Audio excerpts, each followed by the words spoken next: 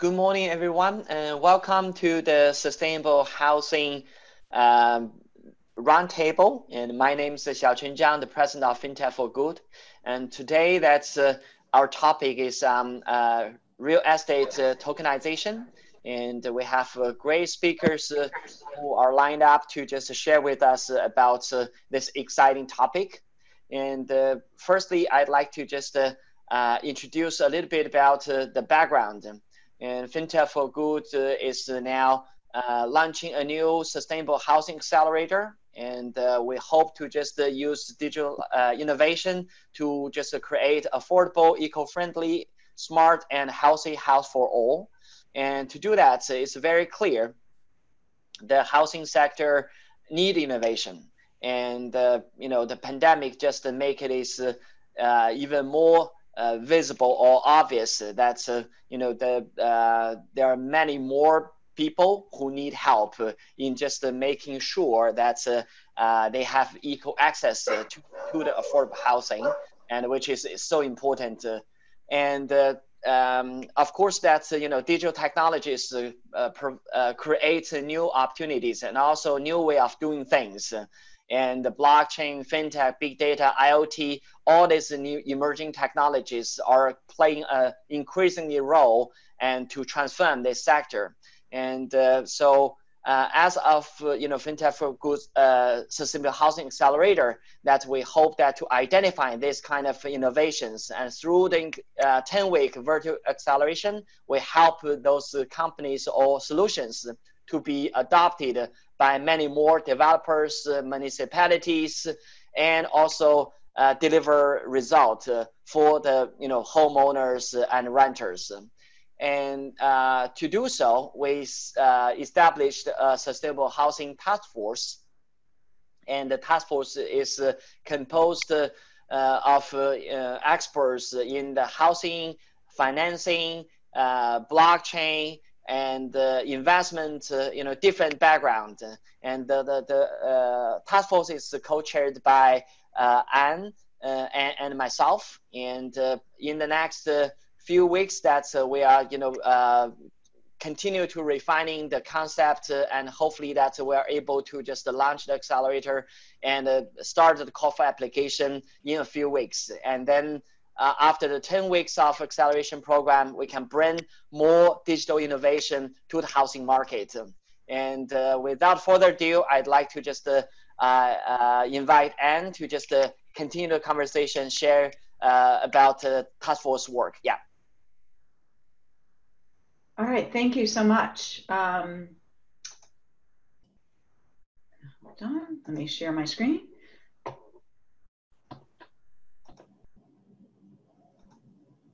Okay, well, first of all, thank you all for participating today with us in this task force presentation. This is our second of 5 roundtables. So for those of you who were with us for the first roundtable, this will be a little bit of a repeat, but for those of you who weren't, want to just kind of ground you. And if you did miss our first one, it was also really interesting. It is posted online, so please feel free to go back. We were able to get a really nice vision of the potential future painted by some of our participants. So from a problem statement perspective, if you look at where housing is inflated over time relative to other types of consumer goods, you can see that housing has continued to increase, whereas many of the other consumer products have not. And so we wonder, right, that, and actually it's not just the price of housing. So as Xiaoshen said, it's not just affordability that makes sustainable, it's the features, it's the safety, it's the eco-friendliness. So we also don't see a lot of different features in our houses, or a very different way of having them built than they were over, the last 100 years. And so we wonder, why is that? Why is it that the same types of innovations that were able to change the way we have a smartphone in our pocket, the way that we interact in many other ways, why is it still the same in real estate? And so we did just a quick sort of map out of a value chain. Hopefully you can see my screen. And what you can see across the top is that there are many components and a very, very long process from the time that somebody starts a development until the time a property is actually able to live in and be operated. And there are different people and different organizations with different incentives in the development space, in the financing, sale buy space, and in the operation space. And so that cooperation and that coordination is very challenging. In addition to that, as opposed to other sectors, it's not just the private sector that is a driver. So the public sector is plays a very, very important role in terms of real estate, both in terms of the infrastructure that the public sector puts in place, the regulation that they put in place, but also the land use, the technology and tools that they enable, all of those kinds of things are also public sector. And then finally, we have nonprofits who also play a role in the real estate ecosystem, because ultimately housing is a human right for all. And so often it's important to involve some level of community subsidy, some level of community support, and nonprofits play an important role. So when you look at this is a pretty complicated ecosystem, which says we really need to think about the problem. And it's not just a technology problem, it's not just a zoning problem, it's not just any problem, it is a holistic view. Today, what we're going to do is focus in on one aspect, which is not one aspect, but major aspect, which is financing in the space. And we're going to focus in on particularly on tokenization of real estate using blockchain technology. And this is a really exciting concept, because what tokenization allows for is bringing more participants, both into the investment side, which right now you need to make relatively large investments to invest in real estate, which precludes many participants in participating. So you can bring more folks in on the investment space, but you can also create more fractionalized ownership to allow more equitable distribution of owning real estate assets. And that's a really exciting opportunity to use technology, and probably one of the really good examples of how digital technology could change the game.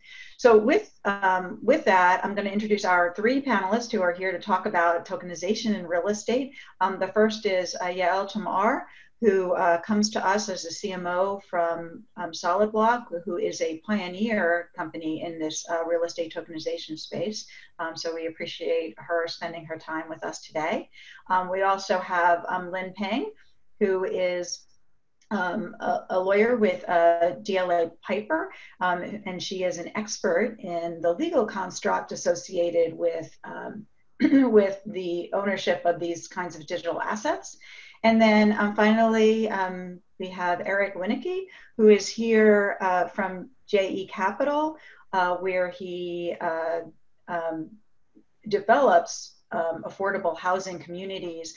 And so he has a perspective on what some of the challenges are associated with that development, as well as where tokenization could really play an important role. So I think we ended up with a panel that covers all pieces of it, the legal infrastructure, the technology components, and finally the customer perspective from a real estate developer. So with that, I will stop sharing my screen and I will turn it over to Yael to kick us off. All right. Well, thank you for this opportunity, guys. You can see my screen, right? I hope. Yep, we can. All right, fantastic. All right, so why property finance needs disruption now? Well, there was a famous saying that says, you know, you need to invest when blood is in the streets. Well, blood is in the streets, so there's definitely opportunities today for people to build wealth. But these opportunities seem to only be available to those who have significant amount of money to invest, right? So we're also seeing a lot of market correction, right? So we're seeing housing prices go down. And again, this is an opportunity for people to actually jump in, but housing prices, as Anne pointed out, are super high. So again, not everybody can jump on this bandwagon. On the other hand, what we see is that the older players in almost any industry, you see like this digital transformation taking place right now. And companies that cannot keep up, companies that are not built to have workforce from home, for example, are being replaced, right? A lot of the players, like Barnes & Noble, for example, was replaced by Amazon, you know, a decade or so ago. So we're going to see the same happening in real estate finance. The old methodology of having to knock on doors to get money from different institutions is going to possibly disappear, especially with these institutions having liquidity problems that they have right now, right? And of course, we all know that real estate and property market is way behind on technology, right? So what's wrong with real estate investing in general, right?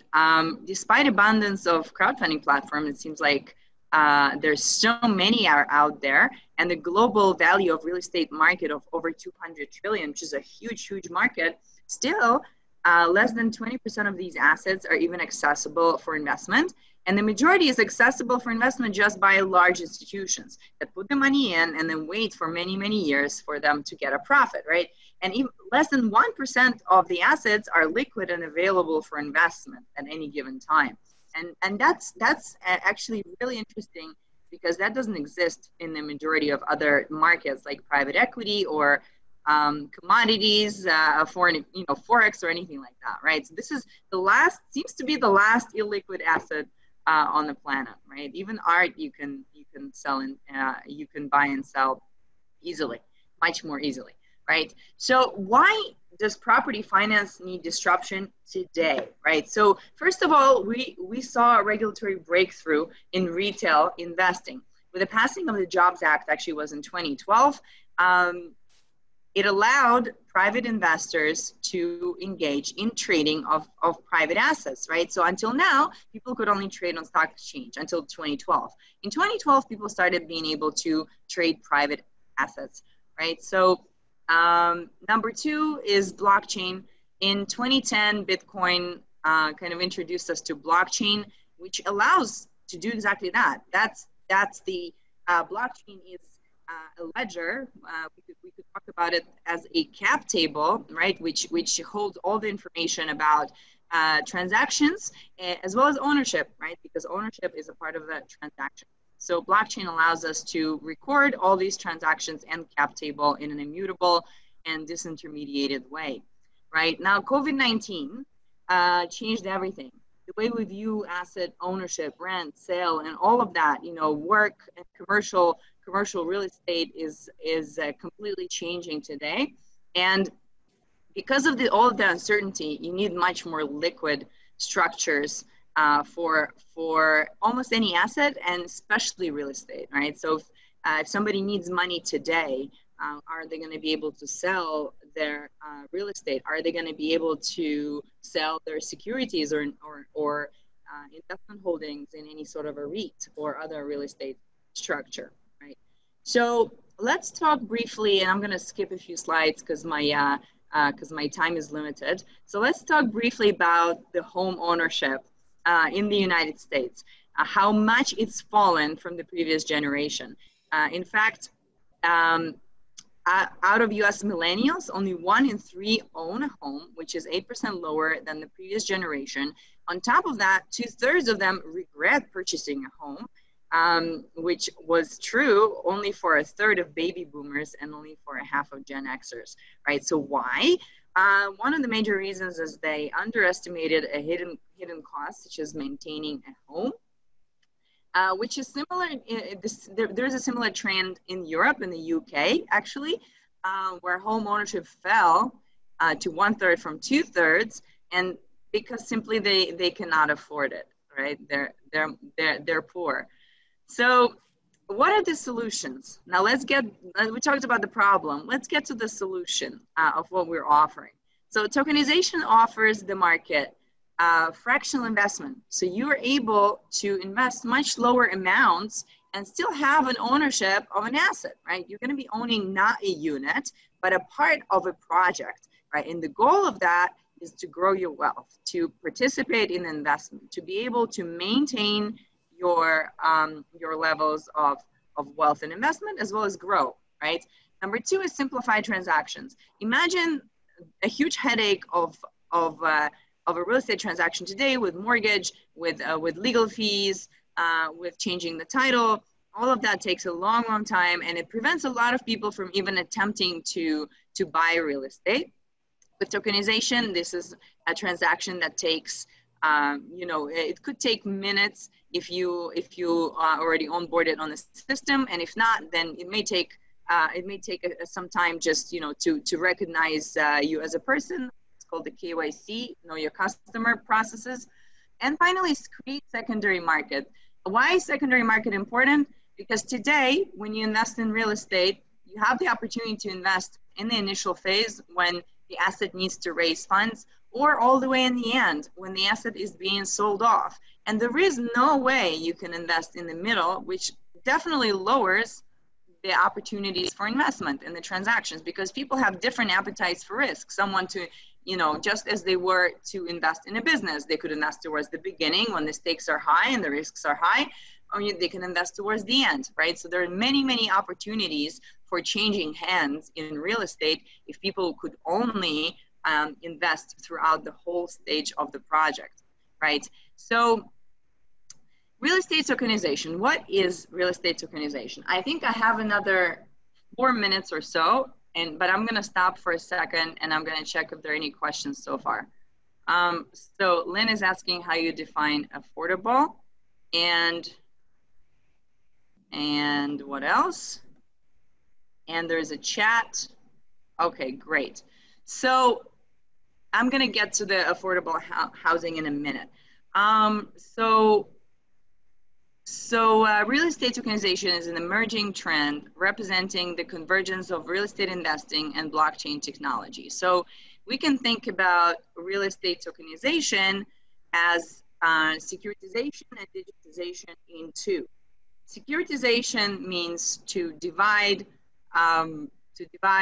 any asset into shares that you can sell to investors. Usually it's regulated with financial bodies such as the SEC in the United States. And whenever you're issuing a security, you are subject to rules and regulations that they set up, right? So what does it mean to digitize the asset? You can issue these securities in the traditional way, meaning, distribute some sort of a PDF document to your investors and hold their cap table in an Excel spreadsheet. So that's how it's being done today for many of security issuers. Or you can do it the way things are done in 2020 when you're issuing, when you're putting your cap table on the blockchain, which is the most secure way to do that. And when you're using digital platforms to facilitate investment. Thankfully, there are now many broker dealers and many financial institutions that facilitate all the processes you need to conduct a digital issuance, as well as the regulators are looking at blockchain as a way to create an efficient process that's fully compliant and visible, right? So what are the benefits of tokenization really, and how they, and I'm gonna go just a little bit into how they relate to affordable housing, because we have here all the other wonderful panelists that actually come from the affordable housing background. I come from tokenization background. I have a personal passion for affordable housing space and involved in projects that are going to come out soon where affordable housing will be tokenized. But I'm here to give you guys a general overview of tokenization. So in tokenization scenario, we take the rights to asset, convert them to digital shares, which you now can trade. And you can trade them on exchanges. You can trade them on what's called ATS, automated trading systems. You can also trade them over the counter, right? So again, let's go through the through the digital securities benefits. It's an efficient fundraising process because the issuers, right, the real estate owners, can diversify their capital sources. So you can raise funds from accredited investors within some approved and compliant platforms. You can also raise from individuals, from retail investors, basically from everybody with certain limitations. So that gives people an opportunity to participate in a project they would never even dream of participating before. You know, if you're sitting in an office building today, chances are that it's not doing well. But if you want to support, you know, in this office building from losing the business completely, technically we could tokenize the asset and you could own a share, right? A share of that asset. Same happens for any affordable housing project, where we could give an opportunity to people and to retail investors to participate to a certain extent in the project and own a piece of the project, which generally is not usually an option. It's not an option, has not been an option until about a year or 2 years ago, right? So again, there's built-in compliance, meaning that all the transactions are recorded. There is no way, you know, there is no way somebody who is not authorized to invest and doesn't have a specific requirement, income level, residence, will be able to invest, because the platforms ensure that every investor undergoes compliance processes, right? There are automatic dividends if the asset is making money. If the asset is rented out, is a yielding asset, then the investors are going to get dividends and they're going to be automatically distributed. And again, it's easily transferable, right? So if somebody needs liquidity today for whatever reason, they could go out and sell their assets, obviously pending demand for that asset. But you know, demand is a function of the price in some way, right? Let me check my time. I think I am done with my time. Let me see if there's any interesting questions I can answer in 30 seconds. Can I go into answering the questions then? Do I have time now, or do you want me to do that later? If you have just a few more slides, and you can just quickly go over the slides, and for the question we can leave by the end. No, I think we're good. I think I gave a good explanation of tokenization. And if you guys have any questions, then I'll just give you one example actually, which is very far from affordable home, but a project that we did with Solid Block was a ski resort in Aspen, Colorado, which raised $18 million on the platform. But what's cool about this project, though, is that the ticket sizes were as low as $25,000. So it was open to accredited investors only, but there is no history, you know, that there's been no case beforehand, before this project, where an investor could go in and invest such a low amount in a huge internationally recognized asset, right? So it gave some people an opportunity of a lifetime to invest in a major hotel, right? So let me go and look at the questions.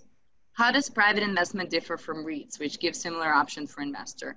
So that's a great question, Raj. So in a REIT, it's usually like an index, right? You have a lot of different properties, and you're at the discretion of the managers to manage that REIT and provide you with some sort of a stable income. With tokenization, you can tokenize one asset, provided that, you know, it's big enough that it's worth tokenizing, and somebody can acquire a piece of just that asset.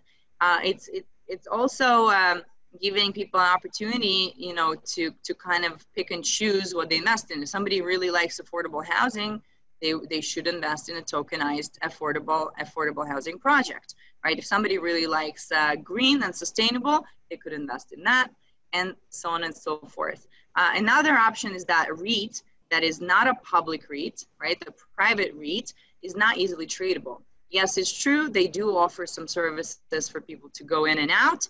They usually facilitate it at the centralized level, and the prices are determined by the REIT. In this case, the prices are determined by supply and demand. Think of it as a middle ground between an IPO, right, and a private project. It's a private placement, right? So it's not a public REIT, which needs a lot of investment in terms of making something go public, right? And also reporting, this is a private asset, right? But yet it's tradable. So Valier is asking, how does tokenization of real estate asset impact community strength and well-being? Well, that's a fantastic question.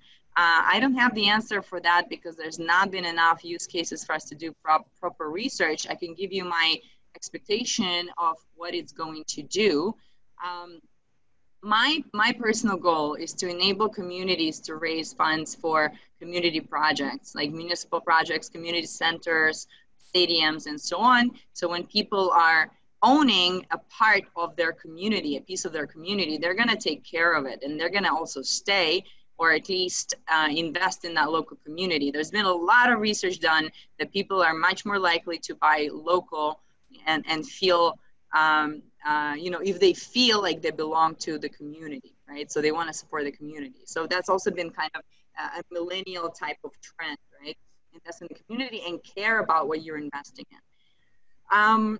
So would tokens be open to trading by both individual and institutional investors, is asked by Lily, and the answer is correct. Individual investors will be able to put up their tokens on exchanges or trade over the counter, and the same options will be afforded to institutions.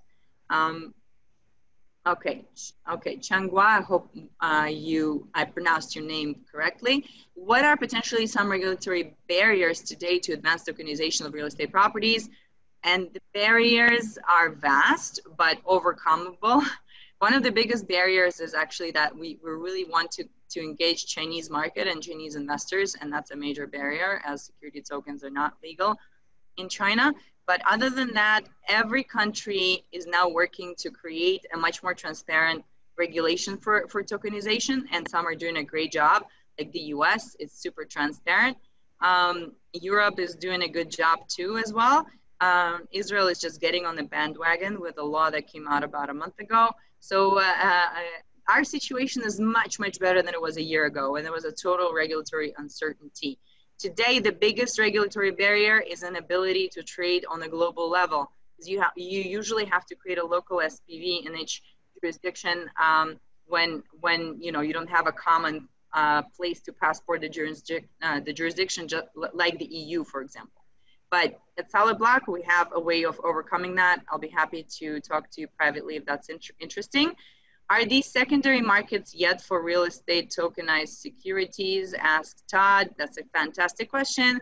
And their answer is they exist, but they are not super active. So you can, in a regulated way, go and sell securities. There are several exchanges in the US. There's T0, Open Finance, and a variety of ATSs that can now trade. In Europe, you have Archax, you have ADAX, you have a few others, right? So the markets are developing. In a year or two, I expect I expect a few dozen of those and being very active around the world. How do you tokenize real property ownership when it's tied to land records and deeds? Through an SPV, Lynn, you create an SPV that has the right to purchase a part of the asset or 100% of the asset, and then you tokenize that. So when somebody buys a token, you do not, in fact, transfer the title. It's just changing the internal cap table that's recorded on a blockchain. Stephen, if the STO was a Reg D, how so you can trade it? The STO, in fact, in the US is most likely a Reg D at the moment, and you can trade it after 1 year, according to the Reg D regulation. There are some exemptions, but they're hard to get. In any case, 1 year is not as bad as waiting for 5 or 7 years, right? And Anonymous is asking, do you have to own the asset outright before it's tokenized? No, there are some models that allow you to raise funds and buy an asset. However, it's going to be difficult for you to do that unless you have a very good track record of turning assets into money. So I think I want to give the mic to other people. And I do have other questions. What do I do? I think I only have 2 questions. So very quickly, I'll do this. Was it open to US investors only? I'm assuming that's a question about Aspen, and no, it was open to foreign investors as well through a Reg S offering. And we did not need to register it in all US states because Reg D 506C offering is US wide. How would tokenize, that was a question by Peter. Question by Kevin, how would tokenization affect the mortgage lending and securitization market? That's a fantastic question. You can only imagine, but for now, we cannot compete with the banks. So the banks are still a part of the picture, and we tokenize the equity part. In terms of lending, it's huge, and I will get into it on some other webinars, but look up DeFi, decentralized finance, and the possibilities to securitize your tokens, to collateralize your tokens to borrow on online platforms, borrow money on online platforms. And that's it. And the contact info, I'm going to add here. Thank you so much, guys. Thank you. I'm adding my info so you can email me with more. Yeah, perfect. Yeah, and so let's move to Lynn now. Thank you, Xiaochen. Hi, everyone. My name is Lin Peng. I'm a real estate attorney at DOE Piper, an international law firm. So today I'm going to talk about the legal framework after Yale had her great presentation on the tokenization. I think like every one of you have known quite a lot about the process. And now let's go to the reality and talk about like the questions a lot of audience you have. Like, can I do it legally, whether there are some like legal barriers?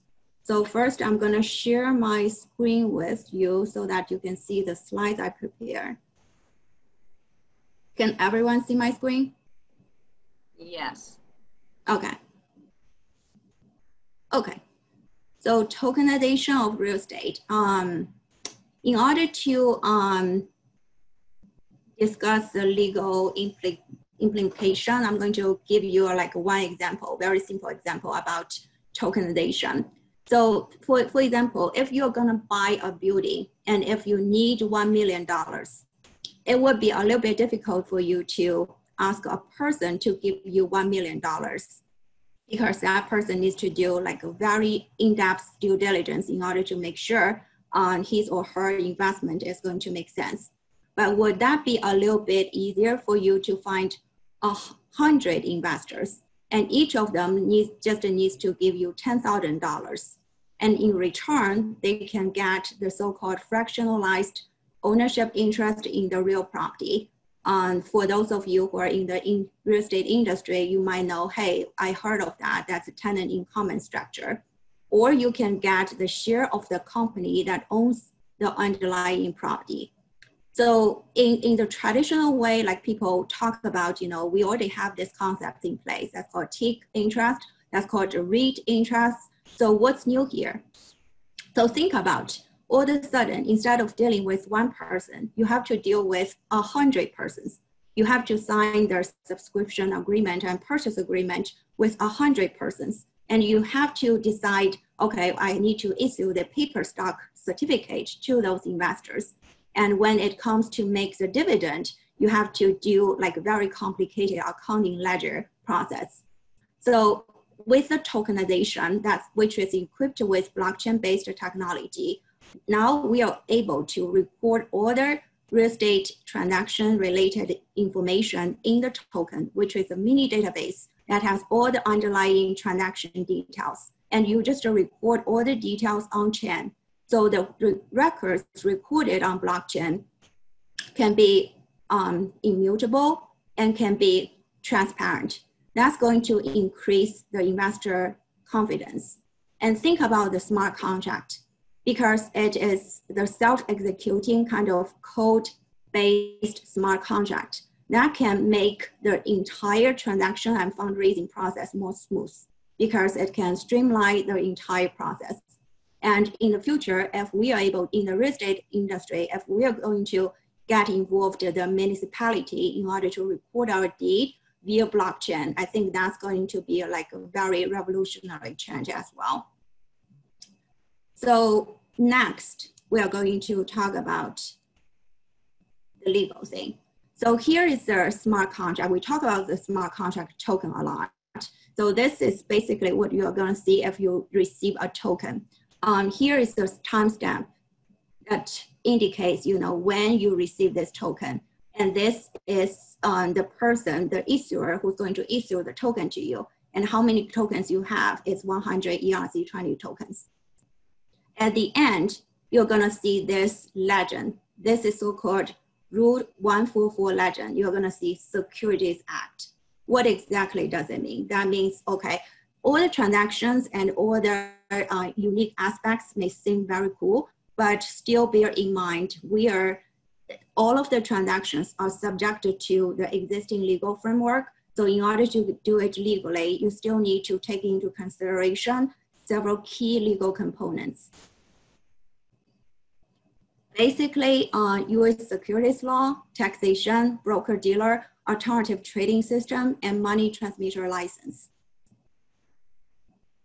So in the United States, every time when you talk about security, it not just means it's stock or debt or other indentures. It basically means every investment contract. What exactly does it mean? So I put the definition here. It's an investment of money in a common enterprise with a reasonable expectation of profits and predominantly derived from the efforts of others. So think about you have the real estate investors and you tell me they don't have any expectation to make profits. No one is going to believe you. Oftentimes for the real estate investors, they need to rely on the efforts of property manager in order to generate the income from the real property. So although you may have heard of the distinction between utility tokens and security tokens, but every time when we talk about real estate tokens, almost all of them are securities. Therefore, the transactions and the token issuers, they are subjected to US securities law, and you have to comply with that. So in the United States, you have two ways to comply with the securities law. You can either register your tokens or you seek one of the exemptions as Yale mentioned. So there, like in addition to Regulation D, which a lot of people are talking about, every time people talk about, okay, cannot offer my tokens to accredited investors or non-accredited investors, meaning retail investors. So the question really depends on what kind of offerings you are doing. If you are doing Regulation A+, that's available to both accredited investors and non-accredited investors. But there is an offering size limitation. Under Tier 1, you cannot raise up to 20 million, and under Tier 2, you cannot raise up to 50 million. And when we talk about Regulation D offering, it's not really available to non-accredited investors because all of your investors have to be accredited investors, but you have the ability to raise unlimited amount.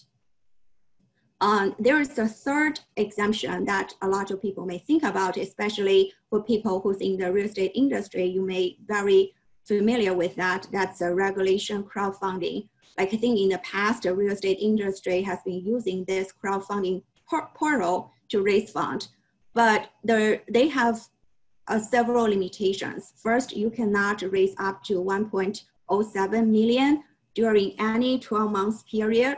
And each investors, including both accredited investors and non-accredited investors, you have the limitation on your investment amount, depending on your annual income or your net worth. You cannot invest more than 5% or 10% of the lesser of your annual income or your net worth.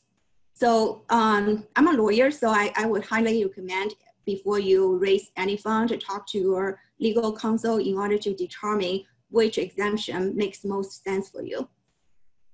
So in addition to securities law, one thing people would forget is the taxation. It's very interesting. Token is a security from securities law perspective, but from IRS perspective, they view token as property, which means you still need to have some tax liability if you receive certain gain from the trading. So the basis for the token basically is the fair market value of the token as of the date of receipt. Whether or not you are subjected to the capital gain or ordinary gain is a question about whether the token as capital asset in the hands of the taxpayer. So you're gonna see like IRS is taking a step further and taking into consideration the unique aspects of tokens, kind of like one of the big questions they have and have been frequently asked by the taxpayers are, what if I receive tokens via airdropping as a result of hard forks? So I would recommend like any one of you who's interested in knowing more about these topics to review this ruling. So another very interesting aspect of tokenization that people think about, okay, so what's the big deal? Why it's so exciting? Because we have been doing the tick instruction, we have been doing REIT for long years. Why like all of a sudden tokens become so exciting? That's because like you talk, every time when you talk about tokenization, you cannot ignore the secondary market that Yale has mentioned, which is under development. So in the United States, in order to trade the tokens, because we talk about real estate tokens, they are securities. So in order to trade securities, you have to either register it as a national stock exchange, like a NASDAQ and New York Stock Exchange, or you seek the exemption, which we call alternative trading system. So for the securities to be traded on your platform needs to qualify as an exempt alternative trading system.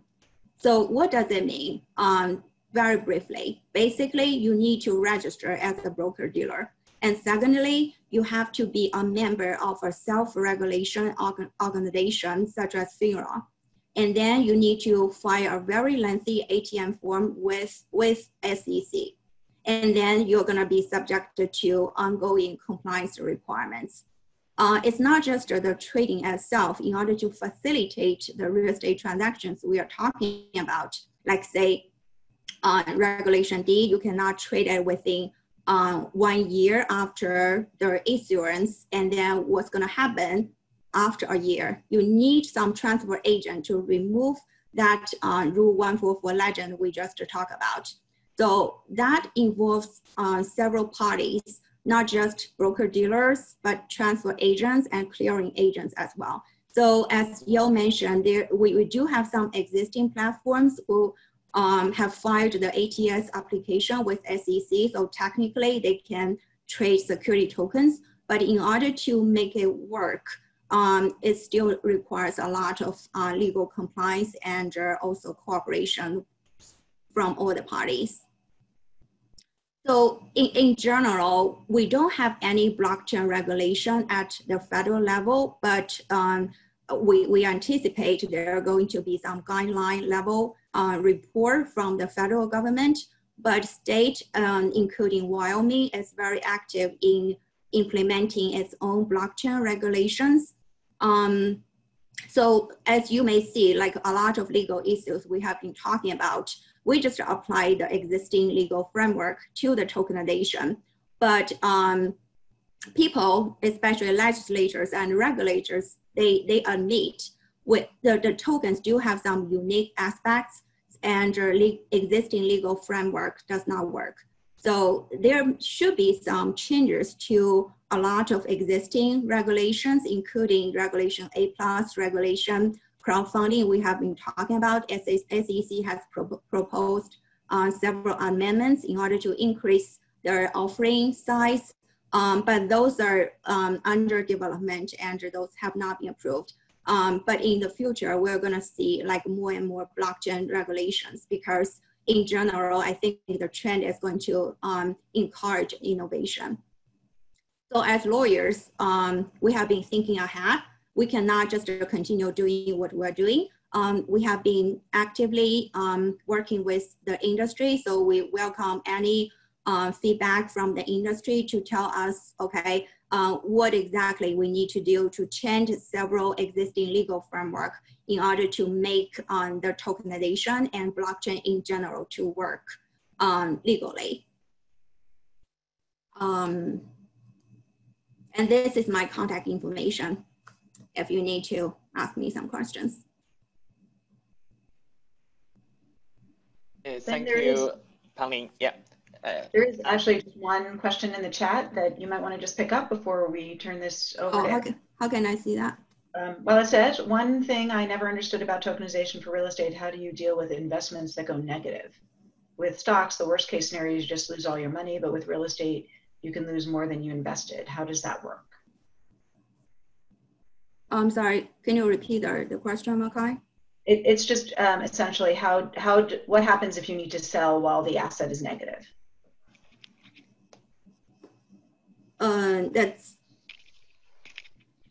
Sorry, I don't quite understand the question. So that means the real estate token is underwater, or that means something else? I think that's the question. Okay, so I think I'm not going to give you any investment advice. If it's underwater, that means the real property is not going to generate positive cash flow. So in the past, as investment in the real estate, in order to exit from a bad investment, you probably need to wait until the entire real property is sold. But if you are just, for example, own a small piece of the real estate, and assuming your real estate tokens are listed on secondary market, you can still sell it to other people on the alternative trading system. From the tax perspective, if you're holding the real estate security tokens as capital asset, I think that's going to be the same as you report the losses when you file the tax return. Great, thank you. Mm-hmm.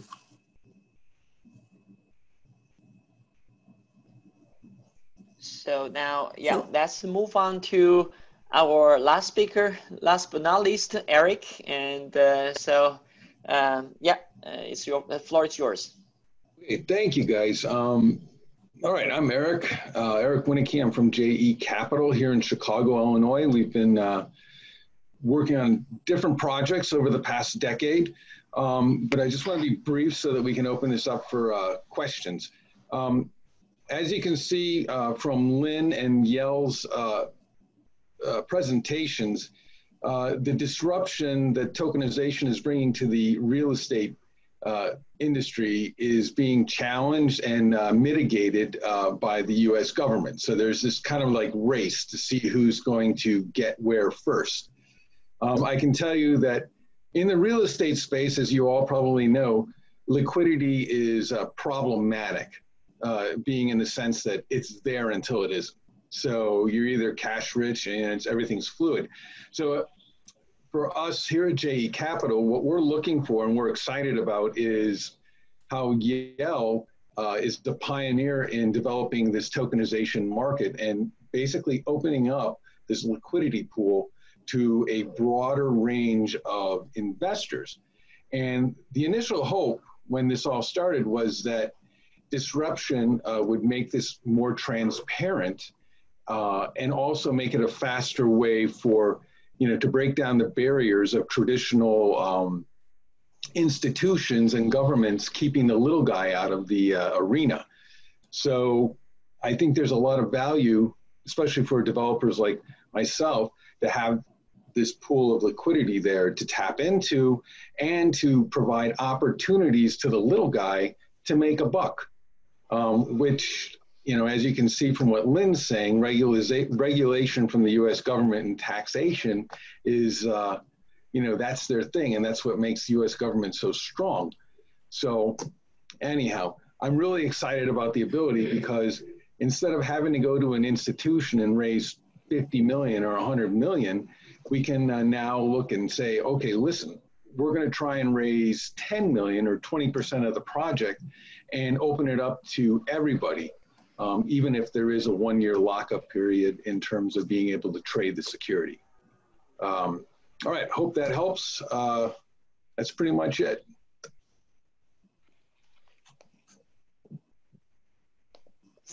Question? Yeah, thank you, Eric. And I think this is a really interesting conversation. And as you can see, that tokenization add value to different stakeholders within the value chain that Anne was, sharing with us earlier. And as a developer, and it's definitely you're looking at the liquidity side. Then from the community, that you have a better vehicle to just pooling resources to build a project for the community. Then if you are individual investor, and then through tokenization, you are able to just invest into opportunities which were never available for you, but then bring back all this to the sustainable housing piece. That's many of the current housing challenge, cost-related challenge, and the tokenization can potentially just reduce cost for development, and also just make the whole process streamlined, in the sense that institutional investors are able to just offer service, or offer loans, mortgage to those homeowners who potentially before are not appropriate clients because of other type of constraint.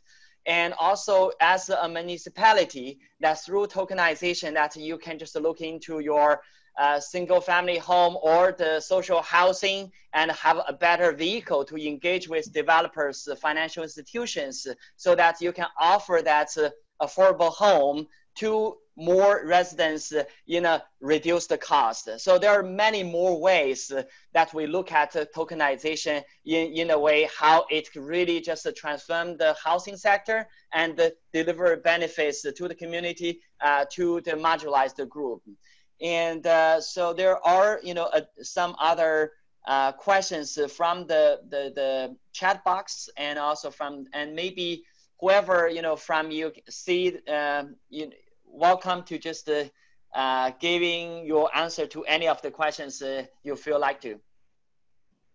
Yeah, I just want to chime in a little bit because I, as a lawyer and working at international law firm, I feel like another very exciting piece is now like a real estate industry can open the market globally. Because if you are able to comply with, say, for example, securities law in other countries like Europe and other countries, basically you can bring into investors from all over the world, although that requires a lot of like legal work, and also you have to be very familiar with a particular market. But I think like in the future, if the infrastructure is there and we can find some like unified like legal framework, that's going to really make revolutionary changes to the real estate industry. Absolutely. And yeah, there is a question between regulation and the capital technology intense needs. How will this space survive the dominance of existing tech giants and real estate giants? Thinking about accessibility and affordability. This question from Zubin.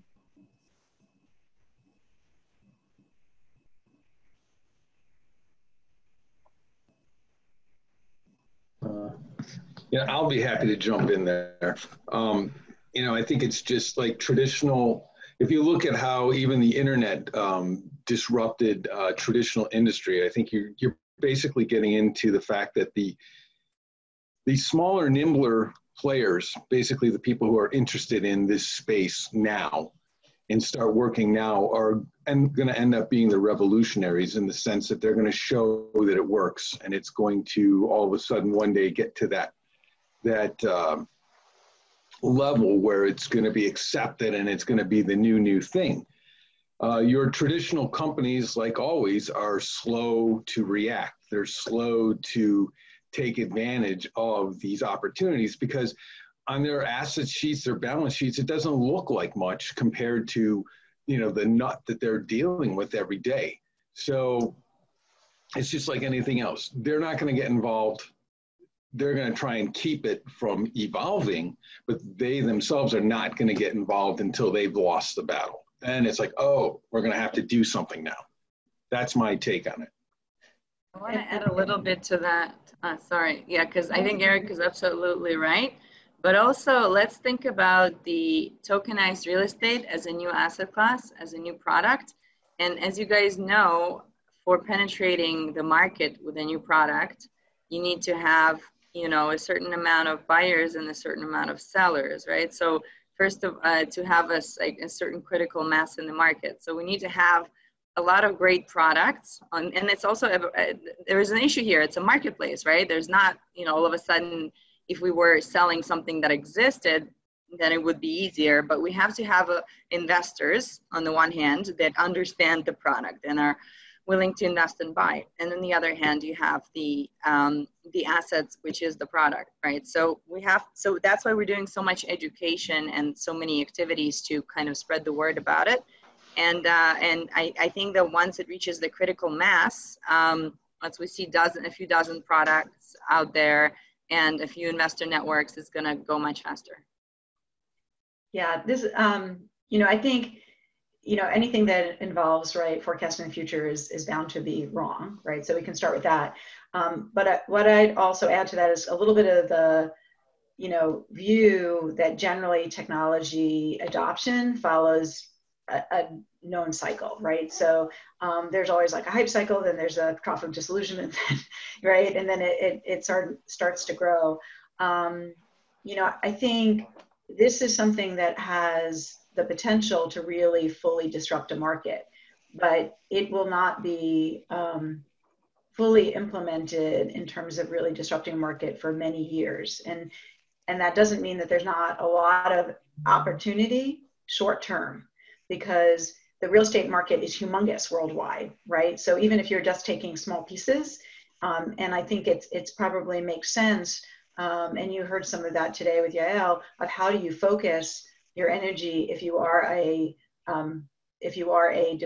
developer or you are a technology company, because there's a lot of niches that are so underserved that this makes a great alternative. And then where it gets to the point where it truly disrupts the existing players comes much later, and then only after probably many, many years, because you need to be able to bring on a lot of those entrenched players that, as Eric pointed out, are not willing to change over their systems and processes and all that other stuff for what looks very much like a niche thing. It will take time for it to get to a point where it's high enough on anyone's radar screen to truly disrupt a market. But there's plenty of niche places right now that it makes total sense because there is nothing else available. Yeah, I want to add more to the real estate transaction. I think one of the questions is about, you know, like why we're not seeing lots of real estate STOs. Real estate transactions is very complicated. It's not like, you know, you can do the transactions between private parties. In order to record the deed, in order to do all the due diligence, you have to work with title company and the county clerks, and there are like a lot of like participants involved. So I would think from the educational perspective, we have to bring into all the stakeholders, the participants together, because imagine you can sell TIC interest on ATS, but you know the TIC interests are still ownership interest in the real property. You still need to record it. Can you imagine you can transfer that, but you still need to hand on the paper deed to the county clerk in order to record a very small deed for your 1% of the real property. So technically, you still need to get involved, you know, more people than you expected. So that brings a lot of challenges to the regulators and also, you know, legislatures as well. Although we are very optimistic, but it's going to take a long time. I think, not just because the legal certainty, but also, you know, technically, how can you get involved all the participants? Thank you very much. Hey, Chao Sen, I'd like to just chime in quickly. I think that's really where all of the, you know, disruption in the real estate business is going to come from. There's so many layers of a few participants controlling the market, including regulators, including the title owners and the title companies, which there's very few of. You know, the blockchain and making transactions on the blockchain, it's supposed to be efficient. It's basically designed to cut out all of those middlemen and reduce the fees. So that's where the disruption is going to come. It's going to deflate and eliminate all of that extra unneeded burden to the market right now. And so once that happens, you're going to have a very fluid market, I guarantee. And I don't think it's going to take too long, because once people get in hot water financially, and that includes the governments, the local municipalities, they're going to be looking for ways to save money and to get things done quickly. That's all. Thank you. Thank you, Eric. And so, yes, our speaker also need to go to the next sessions. And thank you again. And we have still, some questions we have not answered. Lily asked a very good question. Maybe, you can just come back to our webinar as speaker to share your view. And also, we have Peter, and many of you are the leaders in your own space, and we'll be happy to continue to engage you in the future conversation and get your question answered, and also get you to share your viewpoints. And again, that tokenization play a very important role in transforming the housing sector, and we're repeating this message again and again. And our angle is really for making the housing affordable, eco-friendly, healthy, and safe.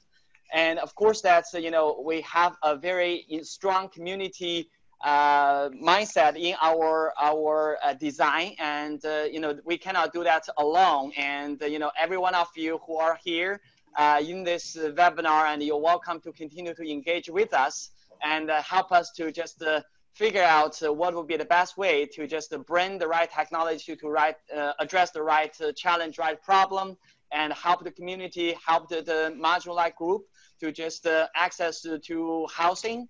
And thank you again for Yale, Eric, Lin, and this has been great.